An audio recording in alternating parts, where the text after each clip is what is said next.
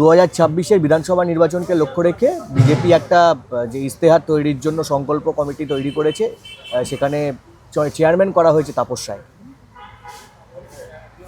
দেখুন, যে কোনো দল একটা ইশতেহার তৈরি করবে, কতগুলো কথা বলে তারা ভোটে যাবে, সেই দল তার নিজের কর্মীদের মধ্যে কাউকে একজনকে চেয়ারম্যান করবে, তো জানা কথা।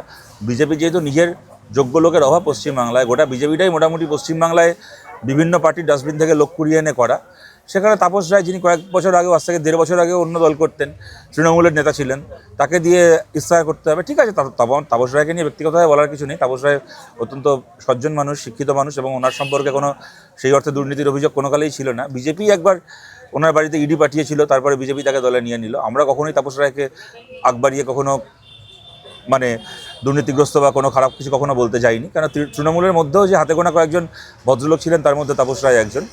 ঠিক আছে, তাকে দায়িত্ব দিয়েছে, একটা দল তার লোককে দায়িত্ব দিয়েছে, তাতে আমাদের কি যায় আসে। কিন্তু আমরাও দেখতে চাই বিজেপির তথাকথিত ইশতেহারে কটা রুটি রুজি চাকরি বাকরির কথা থাকে, আর কটা মন্দির মসজিদ, গরুর মাংস, শুয়ারের মাংসের কথা থাকে।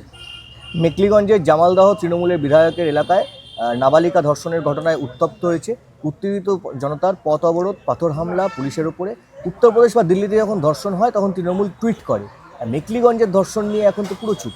দেখুন, উত্তরপ্রদেশে ধর্ষণ হলে তাই নিয়ে তৃণমূল টুইট করে, আরজিকর বা মেকলিগঞ্জে ধর্ষণ হলে তাই নিয়ে বিজেপি টুইট করে।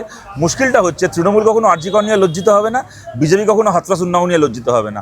এরা সবসময় নিজের রাজ্যে হওয়া ধর্ষণকে আড়াল করবে অন্য রাজ্যের উদাহরণ দিয়ে, এবং সেই কারণে কি উত্তরপ্রদেশ কি বাংলা, মহিলাদের এই অবস্থা। দায়িত্ব জ্ঞানহীন রাজনৈতিক দল যখন রাজনৈতিক ক্ষমতায় চলে আসে, এই তার পরিণতি হয়। এবং পশ্চিমবাংলায় না ধর্ষণের স্বর্গরাজ্য হয়ে গেছে, কারণ না পশ্চিমবাংলায় না এখন এই ধরনের কাজ যারা করে তারা বুঝে গেছে যে রাজ্যে এখন আমাদের নিজের সরকার চলছে। আরজি করের ঘটনায় আলটিমেটলি ধর্ষণ করে খুন করার জন্য শাস্তি হলো একজনের, আর ধর্ষণের প্রতিবাদ করার জন্য জেল খাটলো গোটা বাংলায় 200-র ওপর মানুষজন, হ্যাঁ, ধর্ষণের প্রতিবাদ করার জন্য। সুতরাং একটা সরকার যখন দিনের পর দিন এই ধরনের অবস্থান নেয়, তখন এই ধরনের ঘটনাগুলো উৎসাহিত হয়। ভাঙড়ের 2 নম্বর ব্লকে যে তথ্যগত অসঙ্গতির তালিকা বের করেছে তা কমিশনের নয়, গাইঘাটার ফুলছড়া পঞ্চায়েতও তালিকা জোরানোর কয়েক মিনিটের মধ্যে তা খুলে নেওয়া হলো। জানে না বিডিও। অভিষেকও গতকাল কোনো তালিকা প্রকাশ হয়নি বলে জানিয়েছে। তাহলে কি ভুতুড়ে তালিকা কি এই যে প্রকাশ হচ্ছে? এগুলো তৃণমূল কংগ্রেস ইচ্ছে করে করছে। তৃণমূল কংগ্রেস এগুলো বিডিও অফিস কার কথায় চলে তো সবাই জানে, কিন্তু প্রশ্নটা হচ্ছে ইলেকশন কমিশনের নাম করে ভুয়ো তালিকা প্রকাশ করার মতো একটা অপরাধ যারা করলো, যেন তাদের বিরুদ্ধে এফআইআর হয়, যেন তাদের বিরুদ্ধে শাস্তি হয়। যদি তাদের বিরুদ্ধে এফআইআর হওয়া সত্ত্বেও পুলিশ ব্যবস্থা না নেয়, তাহলে যেন সেই পুলিশেরও শাস্তি হয়। এইটা নিশ্চিত করার ক্ষমতা ইলেকশন কমিশনের আছে। ইলেকশন কমিশন কি সেই কাজটা করবে, নাকি আবার কতগুলো শুকনো বিবৃতি আর কতগুলো সরকারি চিঠিচাপাটিতেই ব্যাপারটা চাপা পড়ে যাবে? যেখানেই তথ্যের অসঙ্গতির শুনানি, সেখানে বিএলএ 2-তে যাওয়ার নির্দেশ দিচ্ছেন অভিষেক বন্দ্যোপাধ্যায়। সেক্ষেত্রে তো বিশৃঙ্খলা আরও বেশি ভাবে তৈরি হওয়ার সম্ভাবনা হচ্ছে নাকি? পশ্চিমবাংলার বেশিরভাগ বিএলওই তো বিএলএ 2 তৃণমূলের। পশ্চিমবাংলার বেশিরভাগ বিএলও এসআইআরের কাজ চলাকালীন নিজেদেরকে তৃণমূলপন্থী বিএলও বলে মিটিং মিছিল করলো। সুতরাং যা পশ্চিমবাংলায় বিএলও তাই হচ্ছে তৃণমূলের বিএলএ 2 বেশিরভাগ ক্ষেত্রে। তারপরেও আপনাকে বলছি যে বিএলএ 2রা যাবে বা যাওয়ার অধিকার থাকবে, এইটা সুপ্রিম কোর্ট তার রায় দিয়েছে কদিন আগে।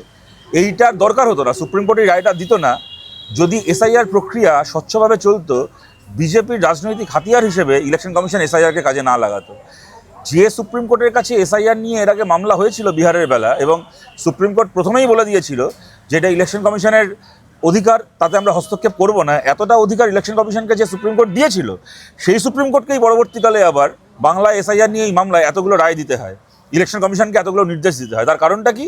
সেই সুপ্রিম কোর্টই বুঝেছিল যে ইলেকশন কমিশন তার ক্ষমতার বা তার অধিকারের রাজনৈতিক অপপ্রয়োগ করছে। সুতরাং এই রাজনৈতিক অপপ্রয়োগের ফলে এই যে কোনো রাজনৈতিক দলেরই এই কথাগুলো বলার সুযোগ তৈরি হয়ে গেছে। এর জন্য ইলেকশন কমিশন দায়ী, আর কেউ দায়ী নয়। দিনাটায় বিএলওকে খুব শুনানি কেন্দ্রে গন্ডগোল, ভাঙচুরের পর ঘটনার পর এবার এসআইআর কেন্দ্রে মাইক্রো অবজারভারকে মারধরের অভিযোগ উঠল কুমারগঞ্জে। শাসকের উস্কানিতে কি বারবার এই ধরনের ঘটনা ঘটছে, যে এখানে আধিকারিকরা ঘটছে? কিন্তু তাতে শাসকের দোষটা কোথায়? শাসক উস্কানি দেবে না কেন? উস্কানি দেওয়ার পরেও যদি ইলেকশন কমিশন কোনো ব্যবস্থা না নেয়, উস্কানি দেওয়ার পরেও যদি কেন্দ্রের সরকার কোনো ব্যবস্থা না নেয় এদের বিরুদ্ধে এত কিছু অভিযোগ থাকার সত্ত্বেও, তাহলে এদের আসপর্দা বাড়বে না কেন? ওই গ্যাংস অফ ওয়াসেপুরের ডায়লগ ছিল না, তেরা খুন কব খাওয়ালেগা ফয়জল। তো আমার মাঝে মধ্যে মনে হয় যে নরেন্দ্র মোদী, অমিত শাহ, এদের রক্ত আর কবে গরম হবে? তেরা খুন কব খাওয়ালেগা ফয়জল। তোদের আর কত চত্থাপ্পড় খাবি, আর কত দাঁড়িয়ে দাঁড়িয়ে চুরি দেখবি? তারপরে তার ওই কি ইলেকশন কমিশন, কি ইডি, কি সিবিআই, এই যে বিজেপি শাখা সংগঠনগুলো রয়েছে, তারা আর কবে ব্যবস্থা নেবে তৃণমূলের এই দুর্নীতির বিরুদ্ধে, চুরির বিরুদ্ধে, দাদাগিরির বিরুদ্ধে? আর যদি ব্যবস্থা না নেয় তাহলে তৃণমূল উৎসাহ পাচ্ছে, এই কাজ করে যাচ্ছে, করে যাবে। ফের বেপরোয়া মনিরুলের জবাব, আমি কি ভুল করেছি? এই ভুল প্রয়োজনে বারংবার করব। কিছুটা নরম হওয়ার পরে ফের মনিরুলের বেপরোয়া হওয়ার কারণ কি? পিএফআই এর সভা চন্দন দাস হত্যার ঘটনায় মনিরুলের দাদার দাপট দেখা গেল, পুলিশ কোনো ব্যবস্থা নেয়নি। তাহলে কি কোনো বড় নেতা মাথায় হাত থাকছে? দেখুন, কার হাত থাকছে না জানি না, কিন্তু এইটুকু জিজ্ঞেস করছি যে এত বড় নেতা কে থাকতে পারে যার হাত মাথায় থাকার ফলে মনিরুল কখনো দাঙ্গা করে দুজন মানুষকে খুন করিয়ে দিচ্ছে, কখনো জাতীয় সড়ক অবরোধ করে ভাঙচুর করছে, নৈরাজ্য করছে, কখনো ইলেকশন কমিশনকে আক্রমণ করছে, তারপরও তার কিছু হচ্ছে না। সত্যি যদি এত বড় নেতা কেউ থেকে থাকে যাকে ইলেকশন কমিশনও ভয় পাচ্ছে, তাহলে তারই তো ভারতের প্রধানমন্ত্রী হওয়া উচিত। তাহলে নরেন্দ্র মোদী বসে আছেন কেন প্রধানমন্ত্রীর চেয়ারে? দেখুন, ওই যে কথা এর আগে বললাম সে কথা আবার বলছি, এত অপরাধ করেও যদি কেউ প্রশ্রয় পায়, পার পেয়ে যায়, তাহলে তার মধ্যে অপরাধ করার উৎসাহ বাড়বেই। তখন তাকে আর গালাগাল দিয়ে লাভ নেই। তৃণমূল কংগ্রেসকেই অপরাধ করার পরিসর করে দিয়েছে কেন্দ্রের সরকার, সুতরাং এর দায় কেন্দ্রের সরকারকেই নিতে হবে। আপনারা আশকারা দিয়েছেন, ওটা মাথায় উঠে আসছে। আজকে বিশ্ব ভোটার দিবস, ভোটার হয়রানির বিরাম নেই। কোথাও দৃষ্টিহীনদের শুনানিতে ডাক, কোথাও আবার কাজের নজির করা বিএলওকেও শুনানিতে নোটিশ। এই হয়রানির হদিশ কি মিলবে এই ভোটার দিবসে? ভারতে এখন বিশ্ব ভোটার দিবসের বদলে এখানে বিশ্ব সরকার দিবস পালন করা উচিত। কেননা ভারত হচ্ছে এমন একটা একটা গণতান্ত্রিক ব্যবস্থা হয়ে যাচ্ছে মোদির হাতে, তথাকথিত গণতান্ত্রিক ব্যবস্থা, যেখানে ভোটাররা সরকার নির্বাচিত করবে না। আগে এসআইআর এর নাম করে সরকার ভোটার নির্বাচিত করবে। তাই ভোটারদেরকে সেলিব্রেট করার আগে বোধহয় এখানে সরকারকে সেলিব্রেট করা উচিত। কেন এখানে ভোটারের হাতে সরকার না, সরকারের হাতে ভোটার তৈরি হচ্ছে। যদি সত্যিকারের ভোটার দিবস আমরা পালন করতে চাই, তাহলে তা এইভাবেই পালন করতে হবে, যেখানে সরকার জনগণকে ভয় পাবে, জনগণকে সরকারকে ভয় পেতে হবে না। জনগণ যেন এমন শক্তিশালী হয়, সরকারকে যেন এতটা চাপে চ্যালেঞ্জে রাখতে পারে। আরেকটা হচ্ছে যে জলপাইগুড়ির একটা ভিডিও ভাইরাল হয়েছে, সেখানে দেখা যাচ্ছে যে কুকুর একটা বাচ্চার ডিকম্পোস্ট বডি সেটা নিয়ে ঘুরে বেড়াচ্ছে, সেখানকার স্থানীয় হাসপাতালের ডিকম্পোস্ট বডি নিয়ে সে ঘুরে বেড়াচ্ছে। সেটা কি বলবেন এরকম ঘটনা? দেখুন, মমতা বন্দ্যোপাধ্যায়ের আমলে এই যে সরকারি হাসপাতালের নাকি বিরাট উন্নতি হয়েছে, সরকারি পরিষেবার দারুণ উন্নতি হয়েছে, এই উন্নতির নমুনা দেখুন। এই হাসপাতালের বাইরে নীল সাদা রং করা আর মমতা ব্যানার্জির বড় বড় দাঁতবার করা কাটআউট লাগানো যদি উন্নতি হয়ে থাকে, তাহলে সত্যি 500 বছরে এই উন্নতি সম্ভব ছিল না যা এই আমলে হয়েছে। কিন্তু প্রশ্ন যদি হয়ে থাকে হাসপাতালের ভেতরের পরিচ্ছন্নতার, প্রতিটা ডিপার্টমেন্টের ডাক্তারের, প্রতিটা ডিপার্টমেন্টের নার্স, ওয়ার্ড বয় সহ সাপোর্ট স্টাফের, প্রতিটা ডিপার্টমেন্টের প্রয়োজনীয় চিকিৎসা সামগ্রীর প্রশ্ন হয়ে থাকে, তাহলে পশ্চিমবাংলার সরকারি স্বাস্থ্য ব্যবস্থা কংগ্রেস আমল ছেড়ে দিন, ব্রিটিশ আমল ছেড়ে দিন, মুঘল আমলকেও হার মানিয়ে দিচ্ছে, এমন জায়গায় চলে গেছে পশ্চিমবাংলার স্বাস্থ্য ব্যবস্থা। তার বিভিন্ন রকম উদাহরণ, কখনো এরকম কুকুরের ডিকম্পোজ বাচ্চাকে নিয়ে হাসপাতালের মধ্যে ঘুরে বেড়ানো হচ্ছে, কখনো আবার বাবুর বাড়ির কুকুর হলে তার ডায়ালিসিস হচ্ছে হাসপাতালের বিছানায়, আর কখনো মানুষকে আপনজনের মৃতদেহ কাঁধে নিয়ে 400 কিলোমিটার পায়ে হাঁটে যেতে হচ্ছে অ্যাম্বুলেন্স ভাড়া না পেয়ে। এটাই পশ্চিমবাংলার সরকারি হাসপাতালের অবস্থা। প্রশ্নটা হচ্ছে, সরকার কি নীল সাদা রং করা সরকার হবে, নাকি হাসপাতালের ভেতর ডাক্তার, নার্স, চিকিৎসা সামগ্রী দেওয়ার মতো একটা সরকার হবে?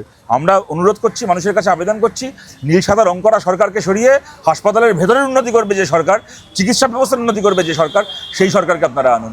এই ধরনের ছবি আমরা আগেও দেখেছি, যে কুকুর কখনো বাচ্চার মাথার অংশ নিয়ে এরকম ঘুরে বেড়াচ্ছে, এবার দেহের অংশ নিয়ে এরকম ঘুরে বেড়াচ্ছে। হাড়হিম করা ছবি জলপাইগুড়ি মেডিকেল কলেজের। এই শিক্ষা তো আগেও গেছে, এবার স্বাস্থ্যের এই অবস্থা, এই অবস্থা তো তৃণমূল ভোট চাইবে। দেখুন, একটা কথা আছে গ্রাম বাংলার দিকে, যে দোকান কাটারা, যার এক কান কাটা সে রাস্তার ধার দিয়ে হাঁটে, আর যার দোকান কাটা সে গায়ের মাঝখান দিয়ে হাঁটে। তৃণমূল দোকান কাটা, তাই এসবের পরেও রাস্তার মাঝখান দিয়ে হাঁটবে, হেঁটে ভোট চাইবে লোকের। কিন্তু মানুষের কাছে প্রশ্ন হচ্ছে, মানুষ তাকে ভোটটা দেবেন কিনা এই সব কিছুর পরে।